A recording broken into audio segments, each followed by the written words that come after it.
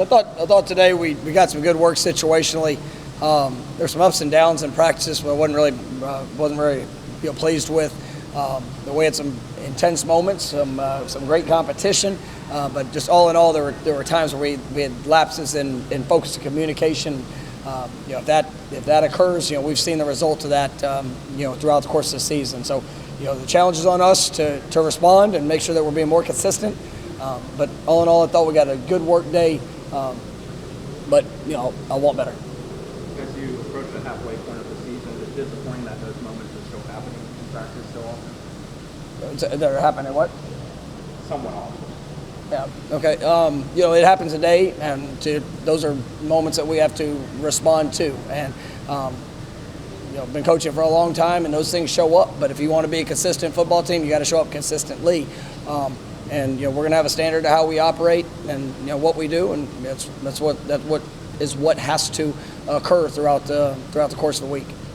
Coach, there's a 70% chance of rain up in the Chapel Hill. Do you expect to get out in a little bit of weather tomorrow? Yeah, I mean, as we go through the week, I mean, there's lightning today, so we weren't able to get out in it. But we work wet ball drills every Friday. I mean, that's how we go through, just to make sure that quarterback centers, and we make it overly extreme in all of our exchanges, and so we have a plan for it. But at the end of the day, those things are, we control what we control when it comes to that, and not really concerned about it.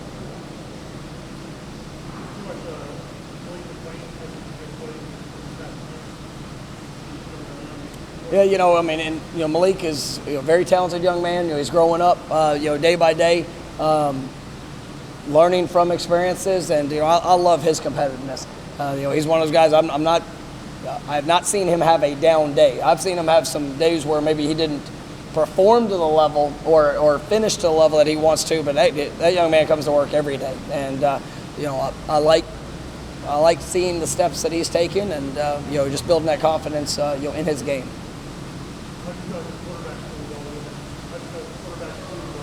It was solid. I mean, I think that as you go through, and a couple of things that we're looking at. North Carolina brings an assortment of pressures there. Today was third downs, 2 minutes. Trying to give them a variety of different looks, just understanding the timing. But I think those guys are getting better. I think the confidence in what we're asking them to do, and the rhythm of doing that, continuing to build that continuity with the receivers. I think it's going to be big, and there's some great throws, and then there were some that we just got to be a little bit quicker on our timing.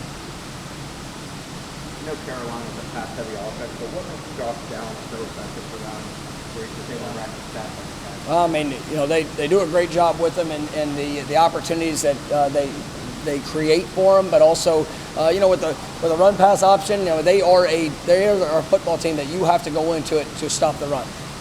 You have to have that plan because they've got explosive backs.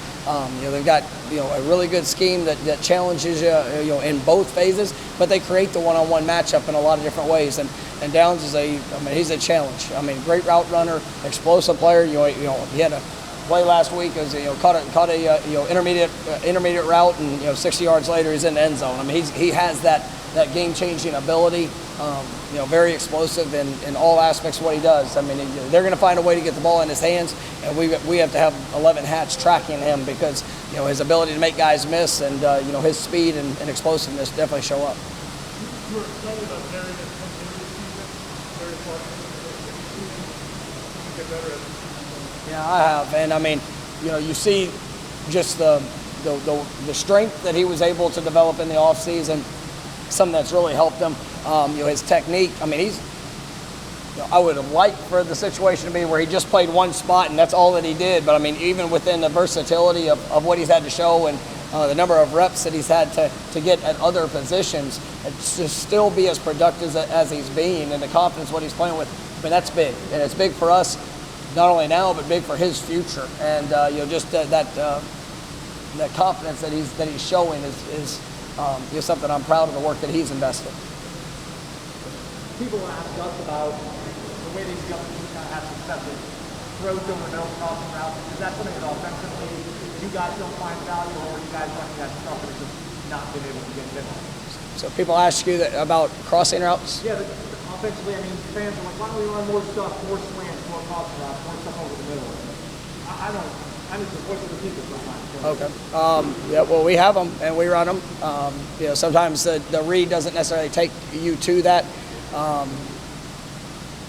as we're going through those progressions, but it's definitely something that's been very active in the offense. We've thrown the ball in the middle, whether it's inside curls, inside digs. I mean, that's something that's shown up. I really,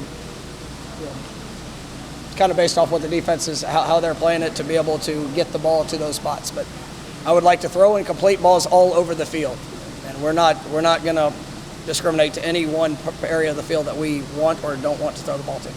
People ask me about tomahawk stickers. Yeah. So obviously, that's something that we do when we win.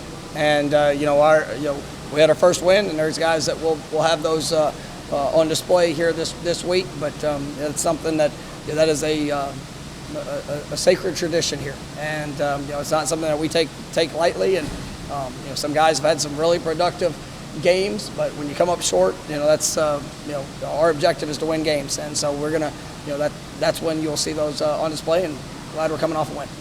Was that bye week kind of approaching? Does this become a crucial time that you get guys like a Waddle or Lloyd Willis, guys like that, kind of ready?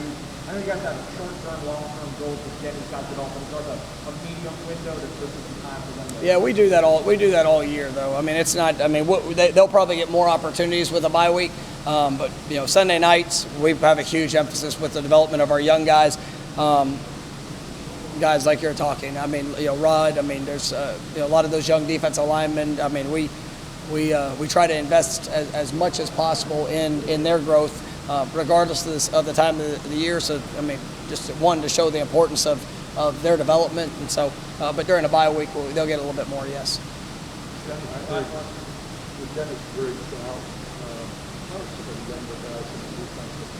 I think Josh Farmer's had a really good week this week. I think I mentioned him 2 weeks ago. He was unavailable last week, but Malcolm Ray is really coming along. And, I mean, that's something I'm pleased to see. I thought he had some really good flash moments today. You got to watch film and see just the overall detail of it. But, I mean, he's somebody that has to emerge, with Dennis being out.